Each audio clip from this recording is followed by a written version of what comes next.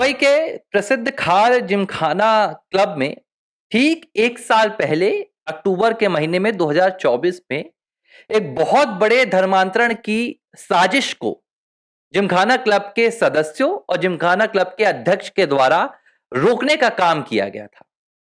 और इस साजिश का खुलासा तब हुआ था जब जिमखाना क्लब के एक कर्मचारी ने बताया कि वहां पर जो प्रांगण है वहां कुछ बहुत अजीबोगरीब हो रहा है। तो उस वक्त जो जिमखाना क्लब के अध्यक्ष थे, वो कुछ अपने सदस्यों के साथ, कमेटी के सदस्यों के साथ उस एक कमरे में जाते हैं, जहां ये अजीबो-गरीब हरकतें हो रही थी। तो उन्होंने देखा कि एक कमरे में पूरी तरह से अंधेरा था।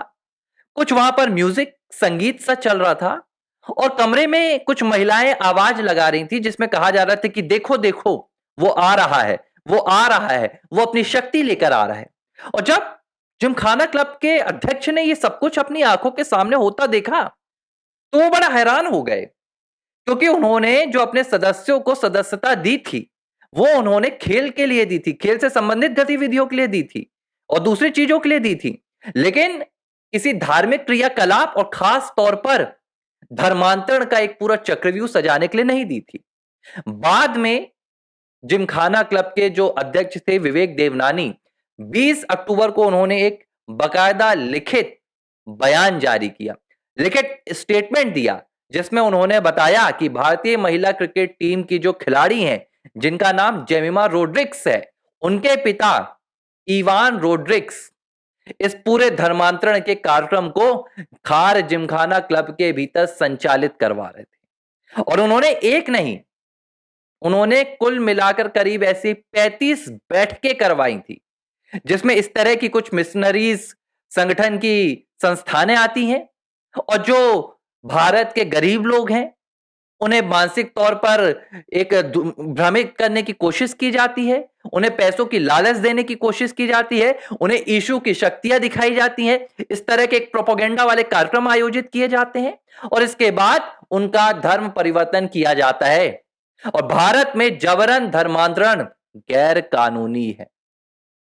जब इसे लेकर विवेक देवनानी, जो खार जिमखाना क्लब के अध्यक्ष थे, उन्होंने जेमिमा रोड्रिक्स को फोन किया और उनके पिता इवान को फोन किया और इस घटनाक्रम की जानकारी लेने की कोशिश की, तो 1 साल पहले यही जेमिमा रोड्रिक्स और उनके पिता इवान रोड्रिक्स किसी भी फोन को उठाने से कतरा रहे थे और इन दोनों ने इस पूरे मामले में कोई भी जानकारी नहीं दी। आखिरकार समिति ने फैसला किया कि हम खार जिमखाना क्लब के भीतर की परंपरा को बदलने नहीं देंगे और यहां किसी धर्मांतरण के कार्यक्रम को अनुमति नहीं देंगे। इसके बाद जेमिमा रोड्रिक्स की जो मानस सदस्यता थी वो रद्द कर दी गई। अब आज मैं ये चर्चा 1 साल पहले की क्यों कर रहा हूं, क्योंकि ठीक 1 साल बाद अक्टूबर के महीने में अभी हाल ही में ऑस्ट्रेलिया के साथ जो इंडियन विमेन वर्ल्ड कप में मैच हुआ क्रिकेट का, वहां यही जेमिमा रोड्रिक्स एक बार फिर से चर्चाओं में आई और चर्चाओं में सिर्फ अपने खेल की वजह से नहीं आई हैं। चर्चाओं में सिर्फ इस वजह से नहीं आई हैं कि उन्होंने भारतीय क्रिकेट टीम को वर्ल्ड कप सेमीफाइनल के मुकाबले में जिता दिया। देखिए, हमारा देश खेलों का देश है। हमारी तो सरकारें भी खेलो इंडिया और तमाम कार्यक्रम आयोजित करवाती है और खास तौर पर क्रिकेट को लेकर तो पूरे देश में एक जुनून होता है। धर्म के तौर पर भी क्रिकेट को पूजते हैं लोग, इतना ज्यादा क्रिकेट के प्रति लोगों का समर्पण है। अब जब जेमिमा रोड्रिक्स ने शतक मार दिया और उन्होंने टीम को जीत दिलाई, तो जब वो प्रेजेंटेशन एरिया में पहुंची और उनसे सवाल पूछा गया कि इस जीत को लेकर आप क्या कहेंगी, तो जेमिमा रोड्रिक्स ने जो अपना पहला बयान दिया, उन्होंने अपने पहले बयान में कहा कि मैं जीसस को धन्यवाद देना चाहती हूं, मैं यीशु का शुक्रिया करना चाहती हूं, क्योंकि आज मैं यहां पर जो भी कर पाई उनके बदौलत ही कर पाई और वो मेरी पूरी मदद कर रहे थे। जब ये बयान आया तो मुझे थोड़ा सा अचरज हुआ और इसकी वजह है क्योंकि क्रिकेट में लंबे समय से खेल देख रहा हूं।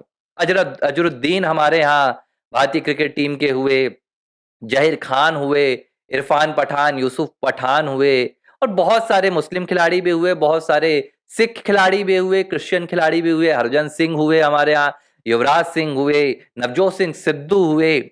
सभी धर्मों के जो खिलाड़ी हैं वो भारतीय क्रिकेट टीम में खेलते हैं। लेकिन आज से पहले मैंने किसी को भी इस तरह क्रिकेट के मैदान के बीच में धर्म की बातें करते हुए और अपने आराध्य का शुक्रिया करते हुए या इस तरह की बातें नहीं सुना, जो खेल में नहीं होता है। अमूमन ऐसी गतिविधियां हमें पाकिस्तान में देखने के लिए मिलती हैं। जब पाकिस्तानी खिलाड़ी आते हैं तो अपने खेल की जो बयान की शुरुआत करते हैं प्रेजेंटेशन में, तो वो अल्लाह ताला और तमाम चीजों से करते हैं, क्योंकि उनके यहां ये चलता है। ज्यादा से ज्यादा आप धर्म को फैलाइए, आप जहां खड़े हैं आप वहां पर अपने धर्म को आगे कीजिए। लेकिन भारत में ऐसा नहीं होता था। लेकिन ये एक तस्वीर आई, और यहां भी मैं आपत्ति नहीं जता रहा हूं। ठीक है, अगर उन्हें लगता है कि वो ये जो 100 रन बना रही हैं या 2 रन बना रही है, इन सब के पीछे उनके इशू की कृपा है, तो मुझे कोई आपत्ति नहीं। सबकी अपनी धार्मिक आस्था है, और अगर आप उसका शुक्रिया अदा करना चाहती हैं तो आप करिए। लेकिन इसके बाद यही जेमिमा रोड्रिग्स ने अपने इंस्टाग्राम अकाउंट पर एक पोस्ट भी जारी की, और इस पोस्ट में जेमिमा रोड्रिग्स ने एक इशू का एक संगीत बताया, जीसस का, जिसमें उन्होंने कहा कि यह संगीत ही मुझे मोटिवेट करता है। ठीक है, यह भी ठीक है। अब एक कैथोलिक कनेक्ट नाम की मिशनरी संस्था है, उसने जेमिमा रोड्रिग्स का यह पूरा स्टेटमेंट अपनी वेबसाइट पर अपलोड किया, और अपलोड करने के बाद वो इसका इस्तेमाल अब धर्मांतरण के काम में कर रहे हैं।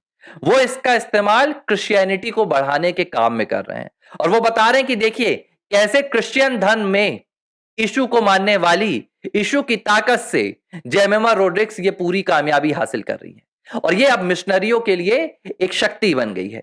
अब इसका सहारा लेकर मिशनरी आपके हिंदुओं के गरीबों को पकड़ेंगे, मिशनरी आदिवासियों को पकड़ेंगे, हमारे दलितों को पकड़ेंगे, और उनका ब्रेन वॉश करने की कोशिश करेंगे, उन्हें लालच देने की कोशिश करेंगे, और अपने धर्मांतरण के, जबरन धर्मांतरण के पूरे अभियान में तेजी लाएंगे। इसके बाद अचानक पूरे सोशल मीडिया पर एक ऑल्ट न्यूज का वो है, आपका फैक्ट चेकर है जुबेर ने क्या कहा, इससे मेरा जो शक था, मेरा जो डाउट था, वो और भी मजबूत हो गया कि इस पूरी कहानी के पीछे किसी और तीसरी ताकत का हाथ है। जेमिमा का यूं अचानक आकर प्रेजेंटेशन एरिया में यीशु को धन्यवाद देना मुझे सिर्फ 1 साल पुराने उस घटनाक्रम पर नहीं ले जाता है, बल्कि आगे भी एक बहुत बड़ी साजिश का इशारा करता है। जुबेर कहते हैं कि जेमिमा ने शतक मारकर उन तमाम लोगों को जवाब दे दिया है जो 1 साल पहले उसके पिता पर आरोप लगा रहे थे, और पूरे देश को जेमिमा पर गर्व है। अब यह बात मुझे समझ में नहीं आई कि खेल के मैदान में शतक जमाना वर्सेस बनाम खार जिमखाना क्लब के भीतर धर्मांतरण के धंधे को बढ़ावा देना, इन दोनों का आपस में कैसे कनेक्शन हो गया। आप खेल खेल रही हैं, अच्छी बात है, आपकी सराहना हो रही है, आपको उसके लिए बीसीसीआई जो भरण पोषण कर पाती है आपका, वो सब आपको मिल रहा है, और आपके खेल की कोई आलोचना नहीं कर रहा है। लेकिन क्रिकेट के खेल के बाहर जो आपके पिता, आपका परिवार धर्मांतरण के धंधे में लिप्त होने के आरोपों में पाया गया है, उन आरोपों से आपकी एक शतक आपको बाहर नहीं कर पाएगी। और जिस लिहाज से ये पूरी गतिविधि सामने आ रही है, सोशल मीडिया पर मिशनरीज एक्टिव हो गए हैं, और जेमिमा रोड्रिग्स का ये नाम लेकर जो पूरा उनका धर्मांतरण का धंधा है वो अब तेज हो गया है।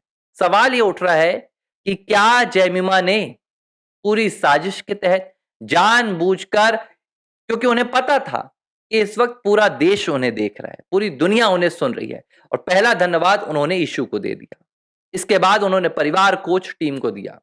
सवाल ये उठता है कि जब आप टीम इंडिया की जर्सी पहनकर खेलते हैं, जब आप एक टीम एफर्ट के साथ खेलते हैं, तो वहां पर धार्मिकता लाना कितना सही है।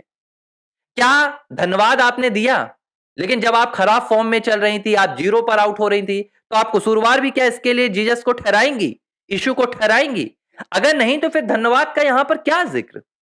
आपको अगर यीशु को धन्यवाद देना है तो आप किसी अपनी ईसाई जो धार्मिक गतिविधियां हैं, चर्च जाइए, चर्च में धन्यवाद दीजिए। भाई आप जाइए, किसी समारोह में जाइए ईसाइयों के, वहां धन्यवाद दीजिए। क्रिकेट की पिच पर हमने सचिन तेंदुलकर जिसने 100 शतक जमाए, वो सचिन तेंदुलकर जिसको भारत रत्न से सम्मानित किया गया, जिनकी तस्वीरें और पोस्टर दुनिया में वहां भी लगी होती हैं जहां क्रिकेट का खेल नहीं होता है, सचिन तेंदुलकर को हमने कभी नहीं सुना कि सचिन तेंदुलकर ने आकर खेल के मैदान में कहा होगा कि ये सब कुछ भगवान श्री राम की कृपा से हो रहा है। और मैं एक बात और कहना चाहता हूं, एक खिलाड़ी हैं टीम इंडिया के, रविंद्र जडेजा, वो अक्सर जब सेंचुरी मारते हैं या कोई उन्हें कामयाबी हासिल होती है क्रिकेट के मैदान पर, तो वो इस तरह तलवार वाला प्रदर्शन करते हैं, और वो दिखाते हैं कि भाई मैं राजपूत हूं, ये तलवारबाजी करते हैं। इसे लेकर आपत्ति जताई जाती है और कहा जाता है कि रविंद्र जडेजा अपनी समाज का और जाति का बखान करते हैं। सुरेश रैना जब वो किसी तरह की बात करते हैं और कहते हैं कि मैं ब्राह्मण हूं, तो कहते हैं ये जातिवाद ला रहे हैं।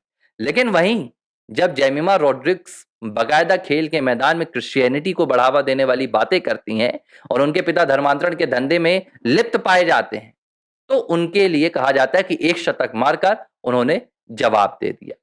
खैर, बहरहाल सोशल मीडिया पर अलग-अलग बातें चल रही हैं, लेकिन यह बात भी सच है कि क्रिकेट के खेल के मैदान में आपका प्रदर्शन आपके पिता पर लगे गए धर्मांतरण के आरोपों से आपको मुक्त नहीं कर देगा। और मुझे लगता है कि खासतौर पर सनातनियों और हिंदुओं को सतर्क होना चाहिए कि क्रिकेट देखिए, मनोरंजन के लिए देखिए, सारी चीज अच्छी है, लेकिन जब आपकी धर्म की बात आए तो वहां पर समझौता ना करें। एबीसी हिंदी न्यूज, आज ही जुड़िए हर खबर के साथ।